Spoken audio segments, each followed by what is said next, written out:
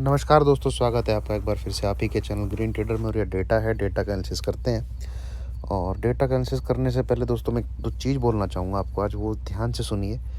इसका एनालिसिस और कंक्लूजन निकाल के इसको इतनी प्रायोरिटी नहीं देनी है, ठीक है। Always give priority to your technical analysis. Then second thing, अगर ये आपके टेक्निकल एनालिसिस से मैच करता है तो ये प्लस पॉइंट है। पर ये कोई ऐसी चीज़ नहीं है जो आपका टेक्निकल एनालिसिस चेंज कर दे।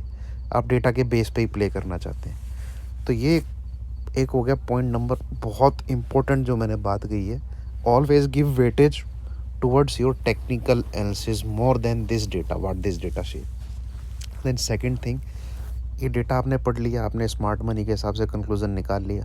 देन एक लेवल आपको ऐसा पता होना चाहिए, इमीडिएट सपोर्ट एंड रेजिस्टेंस, कि भाई ये ब्रेक हो तो फिर ये डेटा मैं नहीं दिमाग में रखूँगा। ये दो चीज़ अगर आप फॉलो नहीं करते हैं तो इस डेटा की रीडिंग का कोई फ़ायदा नहीं है। डेटा कल बहुत बुलिश था, ठीक है, पर मार्केट देखो क्या किया मार्केट ने।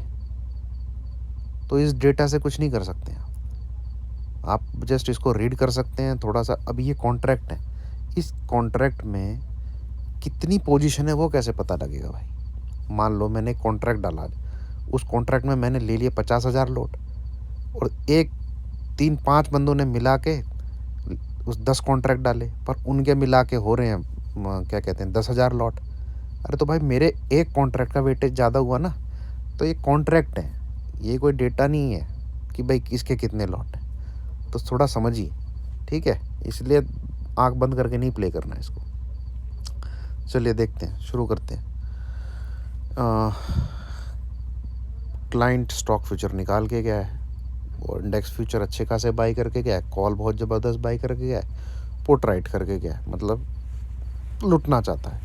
एफआई स्टॉक फ्यूचर बाइंग कर रहे हैं, मेरे को ये बहुत सरप्राइजिंगली लग रहा है यार कि स्टॉक फ्यूचर क्यों बाई कर रहे हैं। चलिए नेट बेसिस पे देखते हैं। इंडेक्स फ्यूचर अच्छे खासे सेल किए हैं, कॉल भी अच्छी खासी निकाली है, पुट बाई करी है, मतलब ये है बियरिश। प्रोज भी बियरिश हैं, बहुत ज़बरदस्त कॉल राइटिंग कर रखे गए हैं, पुट बाइंग करके गए हैं। स्टॉक फ्यूचर इन्होंने भी बाई किया है, और प्रोज ने हेज करके अपने आप को इंडेक्स फ्यूचर के बाई करके निकाला है। ये पार्टी का तो कोई पार्टिसिपेशन इतना होता नहीं है। आते हैं नेट बेसिस पे, आ जाइए।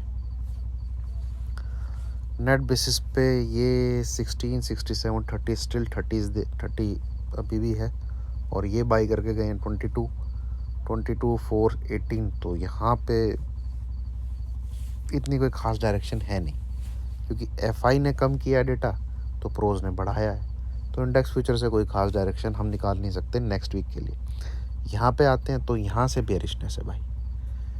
123 से सीधा 70, ये 1,07,000 प्लस में आ गए हैं, ये 1,78,000 नेगेटिव में आ गए। तो स्मार्ट मनी तो पूरी यहाँ से बेरिश है, साफ दिख रहा है। आराम से 100-150 पॉइंट की गिरावट सिर्फ ये कॉल का डेटा को देख के मैं कह सकता हूँ दिख रही है, ठीक है। यहाँ पे आ जाएं तो ये पार्टी पूरी हलाल होने के लिए तैयार बैठी है। -3 लाख, -405 लाख, और ये तीनों बाई में है, जिनको कहते हैं पैसे की ताकत। और सबसे ऊपर इसमें 298, 260, 305, ठीक है, 33853। और कैश में अच्छा खासा सेल कर रहे हैं भाई। कैश में अच्छा खासा 50,000 करोड़ प्लस सेल कर चुके हैं 2 महीने का मिला के। तो सोच लीजिए आप स्टॉक फ्यूचर की बाइंग का कितना फ़र्क है, क्या फ़र्क है। ये देख के तो ऐसे लग रहा है 200-300 पॉइंट गिरेगा।